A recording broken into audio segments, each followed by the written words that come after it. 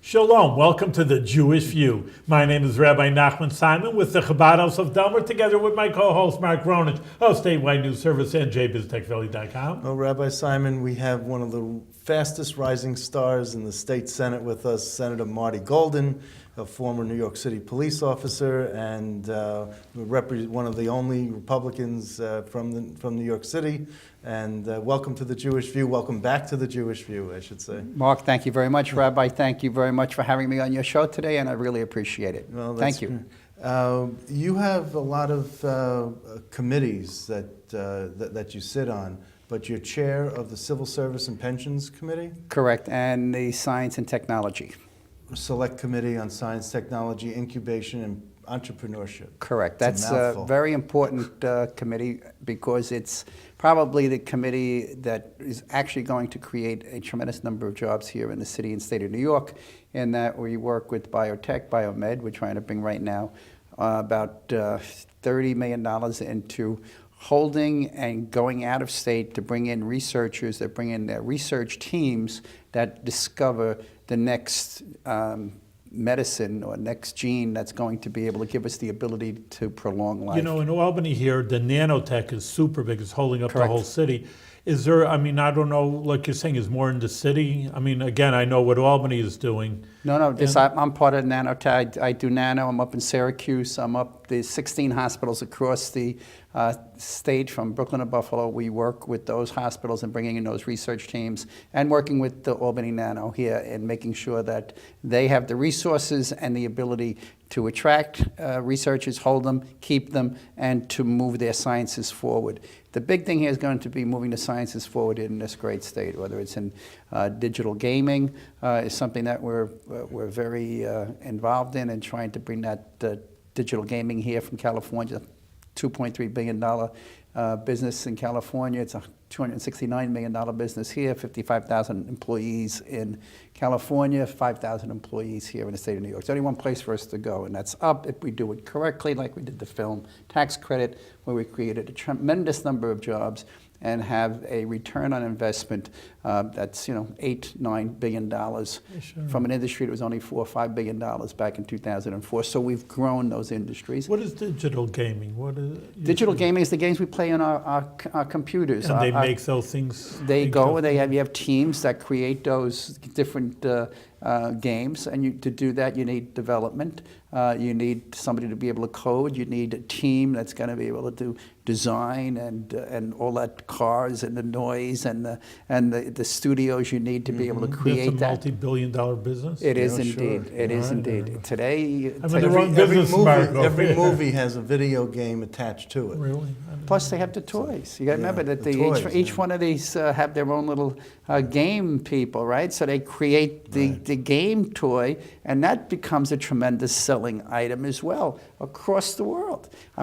We have Grand Theft Auto, which is probably not the greatest one to point out on your show here, but it is a video that was created here, a game that was created in the state of New York. It created in economic activity $1 billion in 3 business days. And at the same week, and it's out of Westchester, this company, moved 200 jobs to Las Vegas. I said, what are you doing? Yeah. And it moved them because we weren't competitive. Now, I put a tax credit forward. I believe it's in the Excelsior stage, in the monies to be able to access an Excelsior grant. So we'll be able to bring that to fruition and be competitive. You know, I just, when you're talking about these games, these video games, I remember hearing several years ago about violent video games and how to get a handle on that.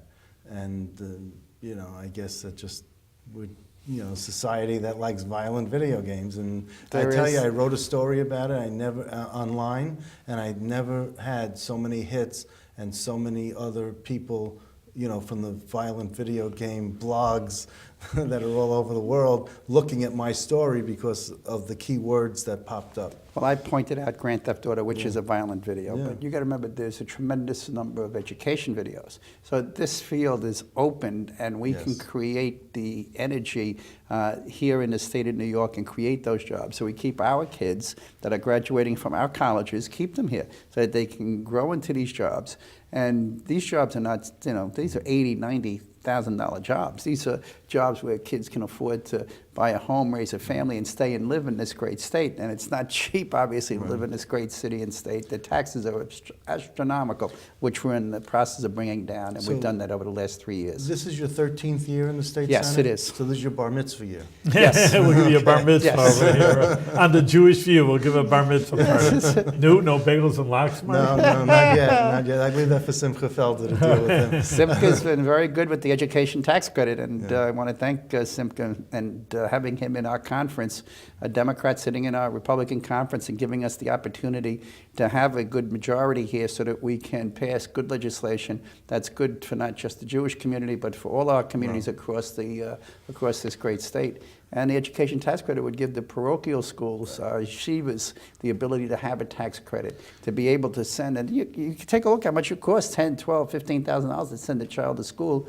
Today, it costs us $20,000 to send a child to school in a public school setting. Really? Think about That's how that. much it is? What you could do with that in yeshivas or in our parochial, our Catholics, our Christian schools, what we could do, if they had $20,000 a kid, I think you'd have a different outcome. You have it in the yeshiva, you have it in the Christian schools, you have them not only staying in school, showing up every day for school, but they're not only passing, they're going to college and they're completing college at 98%. You don't have that in Anywhere our else. public school system. Well, I have to tell you the little secret weapon, I mean, that I've been hearing about the past couple of days.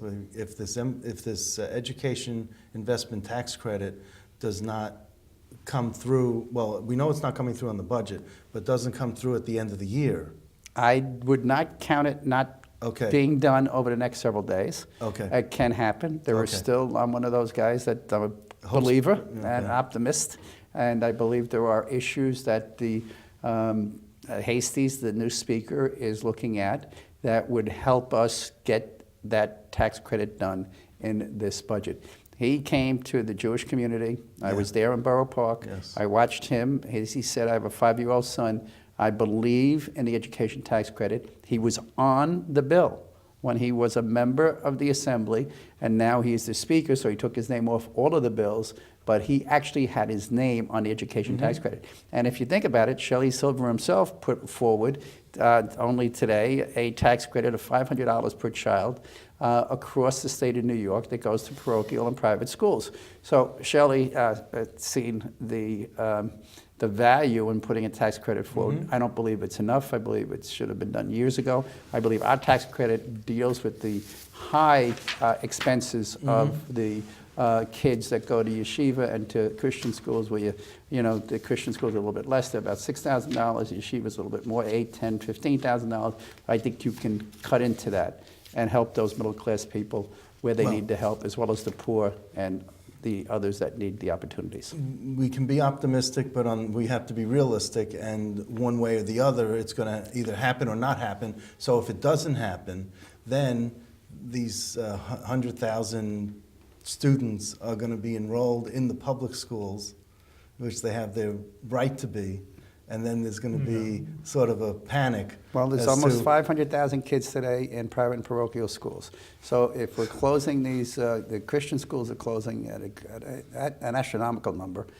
So if they continue to close and they move the kids into the public school system, there's no room in a public school system. That's right. So what you have to build what are new you gonna schools. do? You have to build new schools to the it's tune gonna of billions cause of havoc, dollars. havoc. And you got to remember what you're paying. Now you're paying for the new furniture, new teachers. You got to have all The of that. infrastructure The and infrastructure. everything, yeah. So you're talking about the tune of billions of dollars. I put 10,000 classrooms into a school district in Brooklyn, District 20. I put in 10,000 classroom seats in the last 10 years. And you know what? They told me I'd be all right with overcrowding.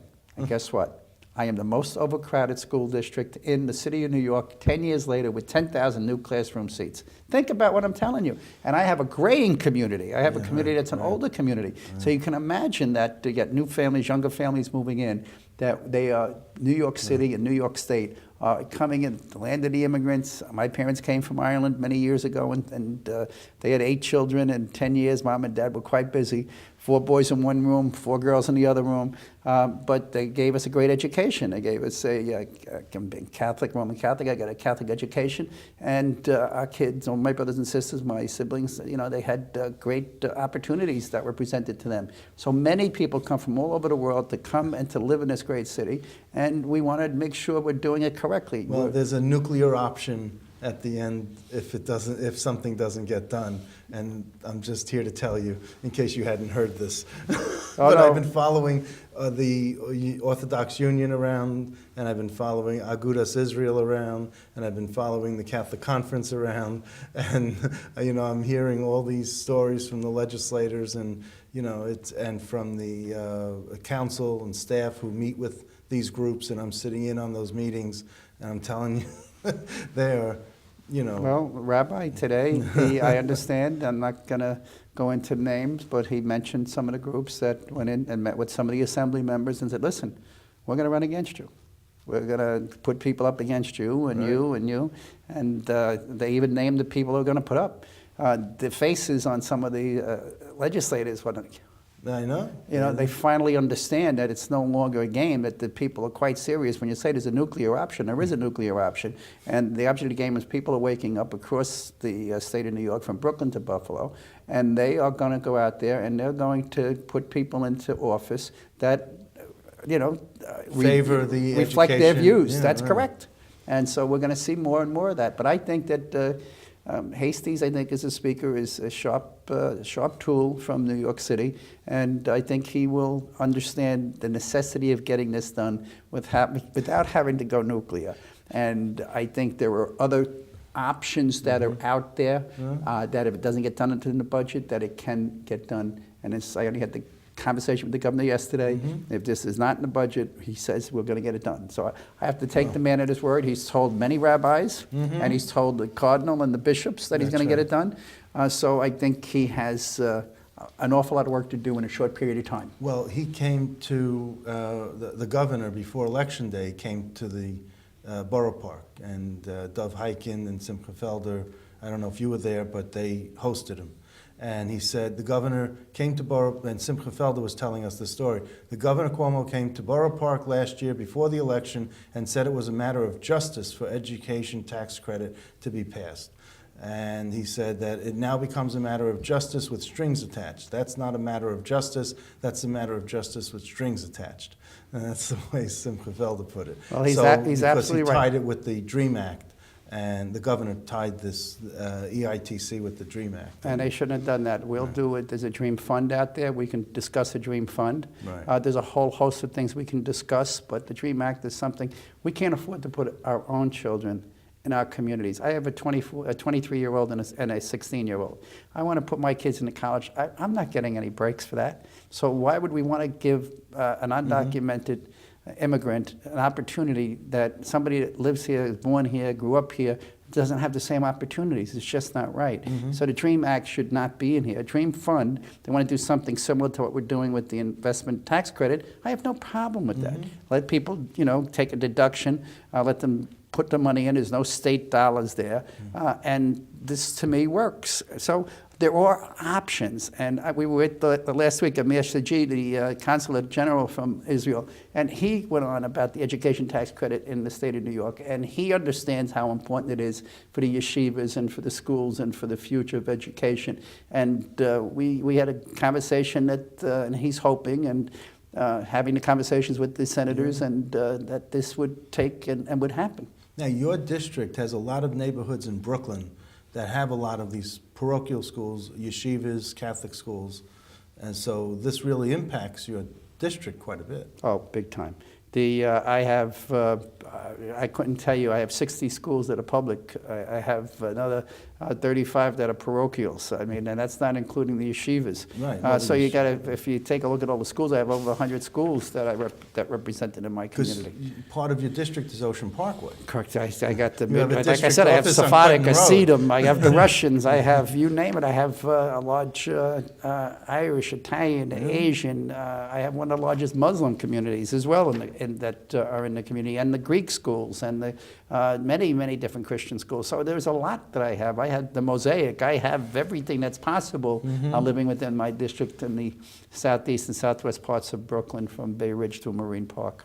That's phenomenal. And, I grew up right near where your district ends, the eastern part of your district ends. Yes. And I grew up the next neighborhood over, so I would have liked to have had you as my senator. Well, but, some other time we'll see what we can do for that. Now you have them on the Jewish View. That's right. I wanted to ask you about cyber terrorism, because that was a big effort on your part, and if you could talk about that a little bit.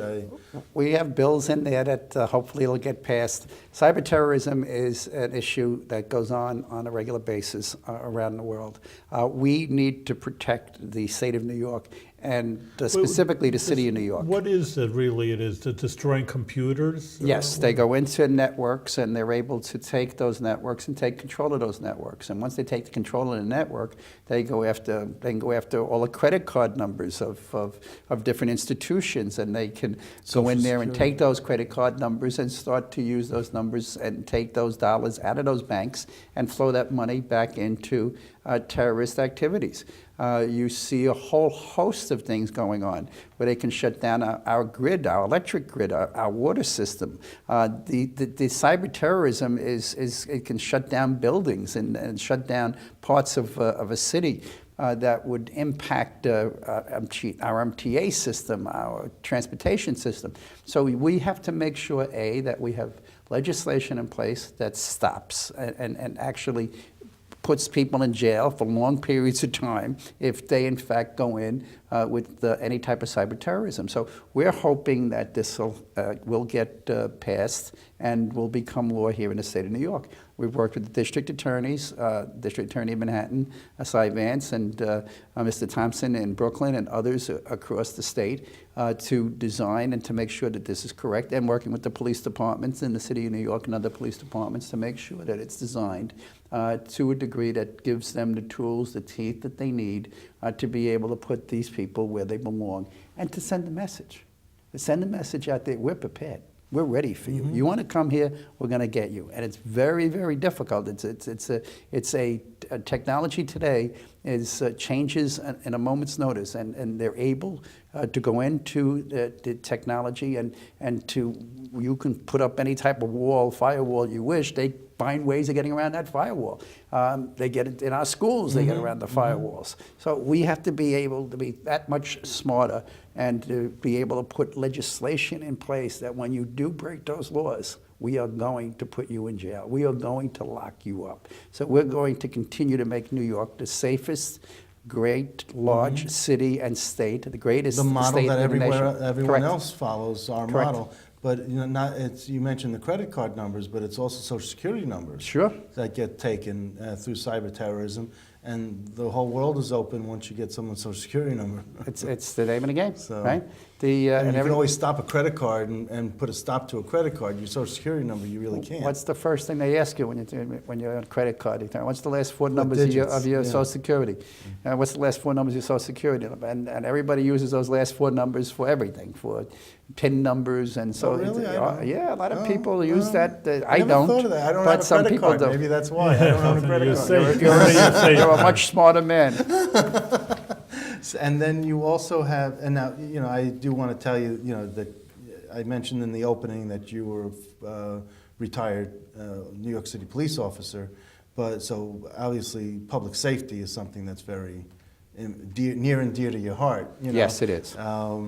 But you also had a hearing examining police safety and public protection. Correct. And I wanted to know what you found out about that Well, hearing and... We've had a number of cases around the country, 4 or 5 cases, where there was supposedly police abuses, and they wanted to, here in the city of New York and the state of New York, put in monitors into our grand jury systems if in fact it was a police officer that had killed an individual that was unarmed. So we would have a two-tiered system. We'd have one for the police officers and one for the bad guys. I think we left England some years ago because of a two-tiered system, a system that didn't work. We came here for its freedoms, and we created the greatest freedoms for our people here in this greatest nation in the world. So we are not going to tamper with something that works.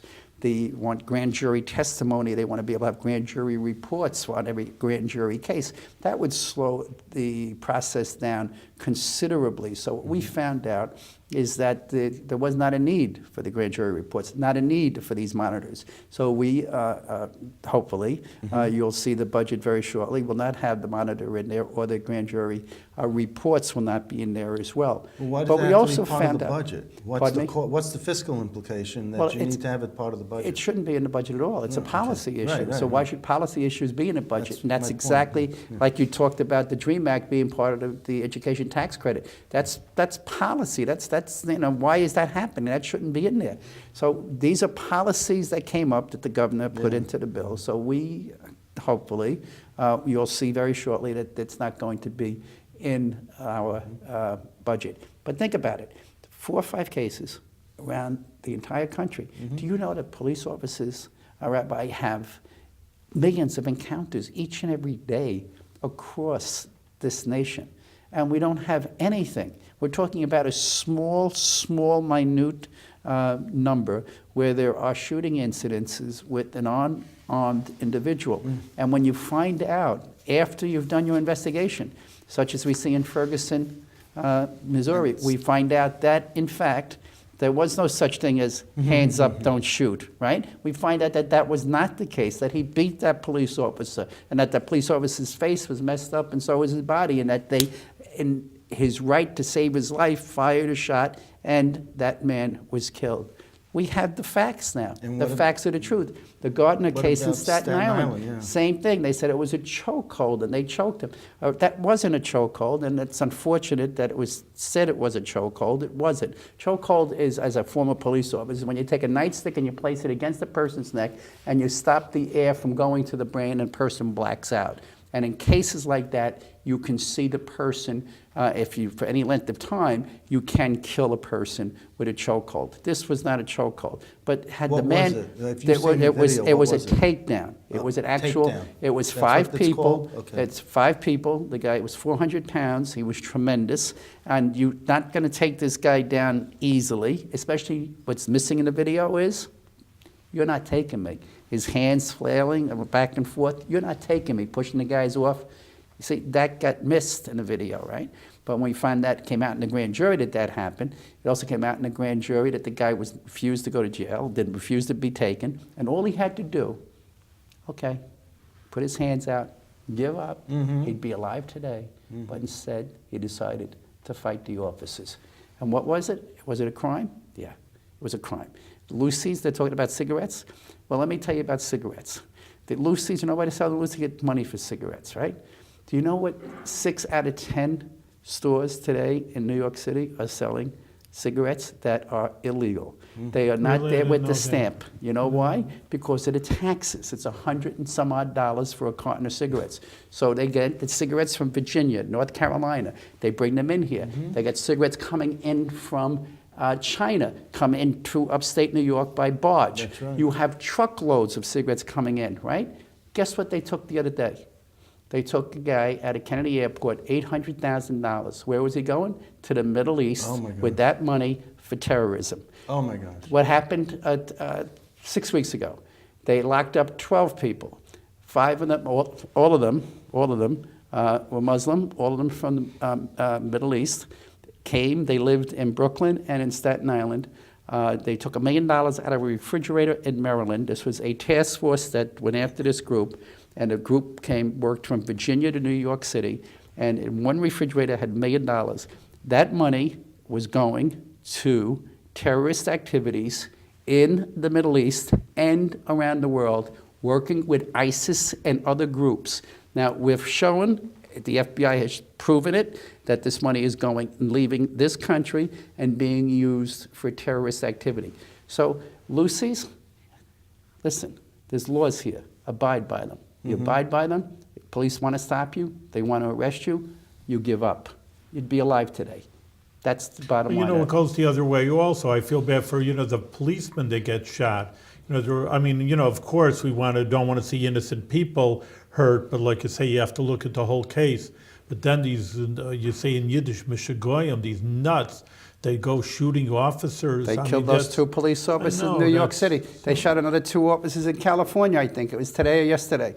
You see the same thing. It's just constantly war today because the media has hyped it up. And we're talking about a handful of incidents, a small handful, where you turn around, you irritate a community. Who says no one watches the news? Sad. I wanted to ask you about another topic that is very close to the Jewish community as well as near and dear to you, is World Down Syndrome Day.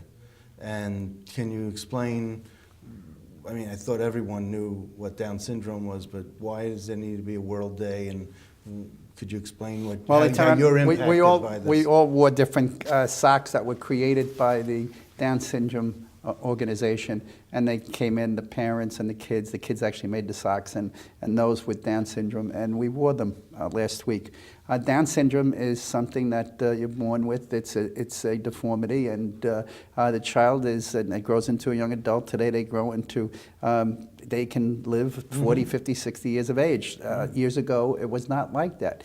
Down syndrome is a scenario that needs a disability that requires funding from the state and from other organizations. They need private funding as well as public funding to be able to help discover the genes and the medicines that would help us alter Down syndrome, understand Down syndrome better, and to be able to limit Down syndrome and eliminate Down syndrome. So we need money, for research. We need money for the homes and for the families so that the residencies for those with Down syndrome and their parents age out, and they get older, and they themselves can't take care of their child that is a young adult or a middle-aged adult.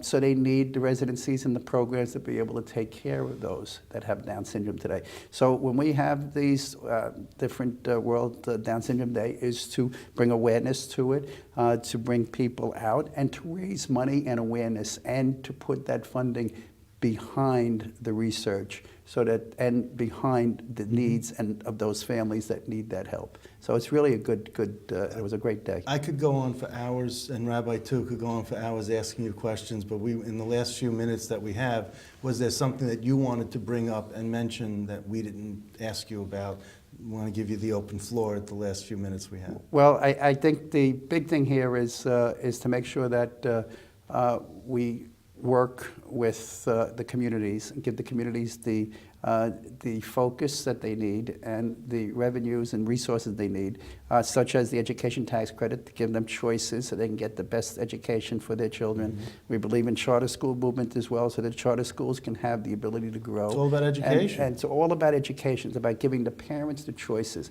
So there's something that we want to continue to flow in. And of course, we want to make sure that there are jobs and economic development and creating what we talked about earlier, the film tax credit and digital tax credit and incubators and keeping our people here and filling up the areas along the waterfront and the giving job creation is something that's important for families for the future. So we want to be able to do that. And of course, one big thing is public safety, right?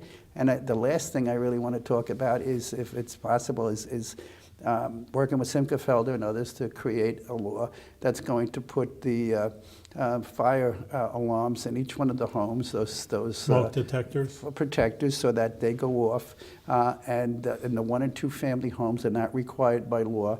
We want to make it a requirement by law. I was at that funeral of those 7 children, and it was the saddest event that I had ever witnessed. Those 7 kids and people from all over.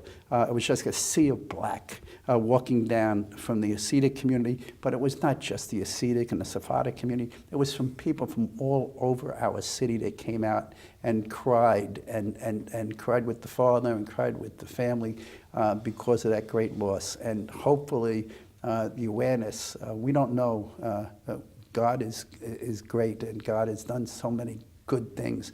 But sometimes you look at something like this and sometimes you're just like lost for words. But God is good all the time. There is reasons and a purpose for this, and we don't know what that is until we go home. At some point when we go home, we'll be told and we'll understand why this happened, why this took place. But hopefully, one of the things that'll come out of here is legislation that will protect families in the future so that we don't have these losses. I tell you, it was one of the saddest days, and I was a police officer, so I've seen some seen ugly so much. things in my life, but this was one of the saddest things, and hopefully, God willing, we never see this or witness this again, and that the right legislation is passed, working with the Jewish leaders in Brooklyn, that being Dov Hikind, that being Simcha Right. Felder, working with all of our communities to make people safer. That's the big thing. Thank you very much. Listen, Thank you. Senator, thank you for coming back to the Jewish View. You're keeping on doing the good work for people of Brooklyn and New York State, and continue it on with great success and good health. Rabbi Simon, much thank you very, success. very much. Mark, thank you.